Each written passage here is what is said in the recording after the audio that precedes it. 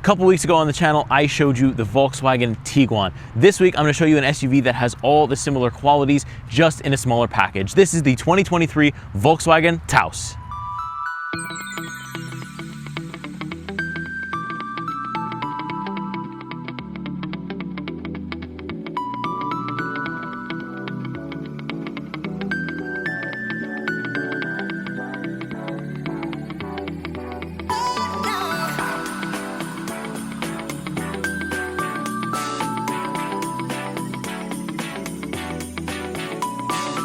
So this trim is the Highline trim of the Volkswagen Taos. What does it have that other trims don't? Well, you get an LED signature headlights with adaptive front light system, 6-speaker Beats audio sound system, park distance control, only the rear sensors though, 10.25 configurable gauge cluster screen, which I'll show you once we get inside the car. So this really is the fully loaded version of the Volkswagen Taos, and the price point is really good as well. As tested, we have $38,000 Canadian, which is great. Under the hood of the Volkswagen Taos, we have a 1.5 liter inline 4-cylinder engine that does 158 horsepower, 184 pound-feet of torque. We also have a 7-speed DSG automatic transmission. That's just a fancy word for saying Volkswagen's dual clutch transmission. And I'll tell you all about it once we take it on the road. You're not gonna wanna miss that. And last but certainly not least, we also have Volkswagen's 4Motion system, which again, the fancy word for all-wheel drive. So taking a look first at the front of the Volkswagen Taos, we have these really nice daytime running LEDs, and then at nighttime, this strip here that joins the logo to the headlights will actually light up. I do like that Volkswagen does that. It looks super cool at nighttime. We got a little bit of chrome here on the exterior as well, a little bit of piano black as well. I don't like piano black on the interior, but the exterior, I find it does look very nice. I love the red and the black this year, so very nice choice there to have the red color going on. We have some nice usable vents here that look like they might be fog lights, but they're actually not. It goes right through into the wheel well. Very nice to see that. So there isn't any sensors or parking sensor or anything like that in the front because there's no 360-degree camera or anything like that. For the Taos, they're keeping costs low, so that's completely fine with me, and it's overall a very, very nice looking front end. Okay, so next up is the back of the Volkswagen Taos. We have some very nice tail lights. They look almost the same as we saw on the Tiguan a couple weeks ago, but still very cool. Here we do have some parking sensors along the bottom because that's where the sensors are. They're in the back this year, not the front. We also have a rear facing camera just right there. It doesn't pop out of the Volkswagen logo, but no worries there. And then we have some nice black on the bottom, which I do like as well. Should have put that rear wiper, I say this every time, up here underneath that spoiler because it'll protect it against snow and stuff, but so far we haven't gotten. There's only a few manufacturers that actually do that. Nice Taos badging right there. The 4Motion badge is also right there. And then we get to, again, the not so great part of the rear with some nice fake exhaust. At least though, on the Taos, they allowed us to have a semblance of some type of real exhaust. They put some chrome around it, and from pictures and from far away, you'd think it's a real exhaust. So that's great. So let's pop open the trunk for the Taos. There is no automatic opening, but it does kind of open for you once you get it halfway up there, but still a whole bunch of room back here. We have those nice little cutouts like we did have on the Tiguan, a little bit of floor space. If I lift underneath, there's a spare tire right there. The pass through with the seats down, you'll be able to fit pretty much anything in here. Okay, so next up is the side of the Volkswagen Taos. We have some nice chrome roof rails. I really like the side of this thing because it shows kind of how, yes, it's an SUV, it's also compact, but it's also kind of small. So if you have like a kayak, you don't really have to get a stepladder or climb up or climb on the car too much. You can kind of tie everything from here, at least at my height anyways. I find that very convenient and a very nice touch. So I do like, again, how the black meshes with the red color here. We got a nice Taos badge, however you want to say it. You can correct me in the comments, with some nice chrome surrounding it. Then we have some nice 19-inch wheels. Road noise is a little bit of an issue on this one. You're gonna hear them. I don't know if the tires will help. You can let me know in the comments if you switch tires and the road noise is better, and you might hear it once we get to driving this car. But let's take a look at the back seat. Let me hop in here. You can see that we have a two-tone kind of interior, a gray and a black, which is very nice. And I have a ton of room. The seats are kind of elevated here. Even if the driver in front of me were to lower the seat, I'd still have a whole bunch of leg room right underneath of them. So that's really, really great. A little bit of pocket storage here. There's no climate control back here, but there is some vents and the air does come back here with a nice USB-C charger. But let me slide over so you can see what it actually looks like. There is a center stack because this is not an electric car, so you're gonna get that big thing for sitting in the middle. You also have this nice little cup holder that folds back and an excellent view of that moonroof. So hopping inside up front of the Volkswagen Taos, it is a very nice place to spend time overall. We have a very nice steering wheel with a little bit of a D-cut. It doesn't have that R logo or the same kind of like characteristic as the Tiguan did, but still very nice. And the one thing it does that the Tiguan doesn't do is it has physical buttons, which I absolutely love. It's a very nice touch. The stitching on the steering wheel is also really cool. And that 10.25 inch gauge cluster is also super nice. Very customizable. I've loved that Volkswagen's been able to do that over the years. So for the past 4 cars that I've driven, I've been able to customize a lot of stuff in my gauge cluster, and I love that. Over on my left-hand side, I have some very basic lighting controls. There's no memory seats, but the driver's seat is power adjustable, so very cool there.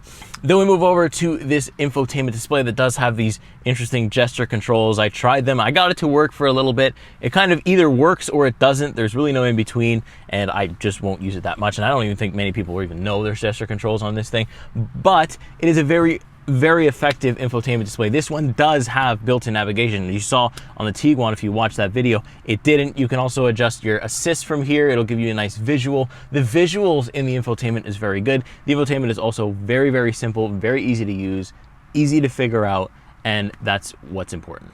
Moving lower from the infotainment screen, we have again some more physical controls, none of that haptic stuff. The HVAC controls are all there. It's dual zone automatic climate control, which I love. And then we just have heated seats. And this is where I'm gonna include like a little star, a little caveat, because this version is supposed to come with ventilated seats, but because of the chip shortage that's going on in the world, Volkswagen wasn't able to ship this car with ventilated seats. But in your area, you might get lucky and you might get a Taos with ventilated seats, which would be great. But heated seats is perfectly fine. Heated steering as well, which is great. You know I love that. In Canada, we really need it. And then moving a bit lower, we have that nice shifter that I always like that shows you what gear you're in. You could even throw it into sport mode from here. There's a lot of like empty buttons though, which kind of sucks. They could have just made this one panel, but just for, I guess, simplicity, they didn't. We also have a wireless charging pad, which is great, holds the phone pretty normally. And then we have 2 USB-C charging points and a nice little drive selector mode. And I'll talk about all the drive modes once we actually take it on the road. A little bit of storage in here, glove compartment, this is what you'd expect. Seats are very comfortable. I love the 2-tone design. Really not a boring interior for the Taos. So it all passes in my book. I really like it. Great place to spend some time. Now, let's take it on the road. Let's take it where it matters. Okay, here we are in the 2023 Volkswagen Taos. Like I said in the beginning, lots of Tiguan-like features, kind of a Tiguan-like look sort of, but just a very small package. And I think that Volkswagen have done that on purpose because the Tiguan is a little bit more expensive, a little bit more features, you know, they could charge a little bit more, but then they also want people to still, they want a system seller. They really want people to still buy Volkswagen SUVs. So what you do is you make a very cheap and affordable one that still has all the features that anybody could want, and thus we are left with the Volkswagen Taos. Now, I mentioned it has a bunch of different drive modes, but first and foremost, let's talk about sport mode. I can press down on the shifter here, automatically puts me into sport mode, and then I can kind of give myself some leeway here, and then absolutely rip the Volkswagen Taos. Let's go. There we go. There we go. Past the click point. Boom. All the way down. All the way down. Keep going. Wow, pretty good. It's just like the Tiguan. Very, very torquey up to that like 60, 70 kilometer range. And then it kind of dies off and the acceleration just keeps going and going. But wow, pretty good. I mean, for 158 horsepower, you really can't complain too much, right? It is what it is. It's simple. It's easy to use. Pretty easy to drive too.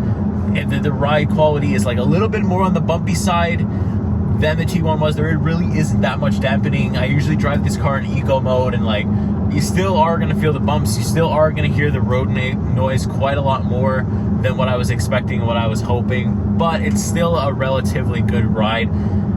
And the 4-wheel drive system is nice. It's going to be great in the winter, just like the Tiguan was. Great in the summer too. where, you know, you kind of have that nice steering feel in the sport mode. We also have a custom mode here that I could, you know, adjust how the dual clutch behaves, adjust how the transmission behaves. So it's nice to have that. Again, I love that Volkswagen has that custom drive mode available to us. It's very nice. We also have off-road modes, and it's all a quick switch. You have a snow mode too. It's all here, right in this little knob here. I could switch back and forth between any of the modes seamlessly. I did try off-road mode a little bit because where I filmed some of the B-roll, it's like a lot of gravel. So I did kick it into off-road mode, and I did kind of press the pedal down, and it is okay. It does handle things well with the 4Motion. It's a good all-wheel drive system. I was very happy with it. And this car, of course, has things like your lane keep assist and, you know, your lane centering. Not really lane centering, but it'll kind of, you know, if you leave your lane, it's going to push you back into it. Sometimes I had to fight it because if you don't put your turn signal on when you're leaving the exit on the highway, it'll kind of try to yank you back in. So just make sure, which obviously is a good driving practice anyways, put your turn signal on if you want to keep your lane keep assist on. Adaptive cruise control is there too and works very well. Overall, my fuel economy this week has been on the low 9s, so like 9.1, 9.3. I do a lot of city driving, so lots of stop and go traffic, lots of stop signs, stuff like that. But yeah, it's exactly what I'd expect. It's a good number for me. It's not bad at all. I drive it in eco mode most of the time. Then when I want to have some fun, I'll pop it into the custom mode and I'll absolutely rip it around, which I'll do right now. Hit that button, pop it into custom mode, which I have it stiffen up my steering, and I have it in normal, like the drivetrain is normal, but the shifting is a little bit in sport mode, and it is just little good control here. Really cool, and like, you know, I feel like I have full control over the car. It's much more nimble than the Tiguan was. Still a little bit of body roll, but still so much more nimble, and I love that. Visibility in this Taos is also very good. I really have no problems with blind spots or anything like that. It's very nice. I feel like the ride height is a little bit on the lower side, but the ride quality is still there, and it kind of drives like a car while still having the same space as an SUV. So that's kind of like a nice little duality that it has, and I enjoy that as well. The seats are also very comfortable. There's a little bit of bolstering on my side here that kind of keeps me in place when I'm really turning the wheel, really whipping this thing around, so it's nice. It doesn't have any inflatable different areas of bolstering, but I wasn't really expecting that, and for the price, the seats are comfortable. They also look great too, so that's also a plus for it. So let's get into this question. Would I buy the Tiguan, or should you go for the Taos? Taos or Taos? You can tell me how I'm saying it. Honestly, I don't know. But personally, it's going to come down to like really needs. I mean, if you don't need a 3-row, then you are saving quite a bit of money if you go with the Taos. But the Taos is a little bit more sportier. It's a little bit faster, a little bit more features in there.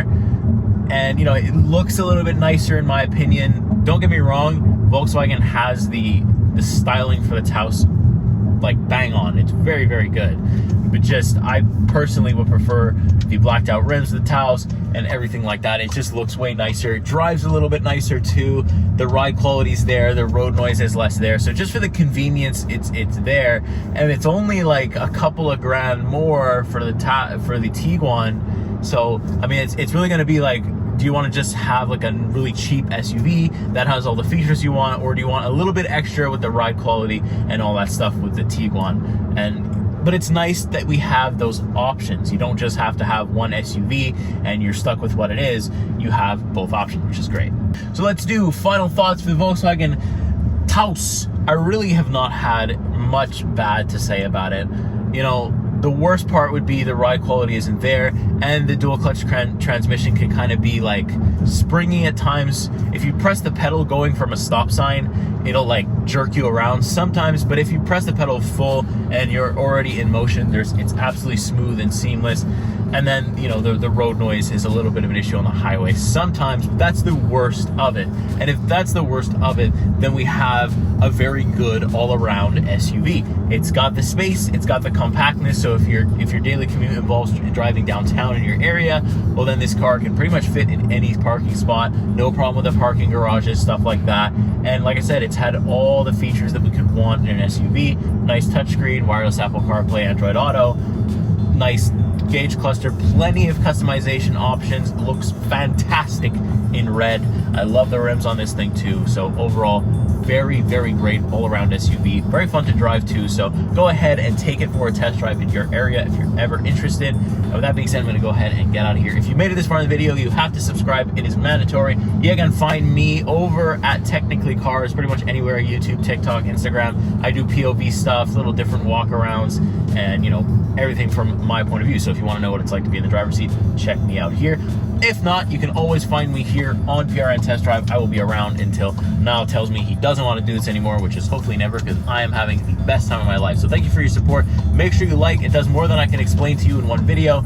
And make sure you leave a comment if you enjoyed any part of this video, or if I missed anything, or if you have any questions. I spent a week with the car, so I should be able to answer any questions you might have. With that being said, we'll catch you in the next week. We'll catch you in the next review. We'll see you next time. Take care.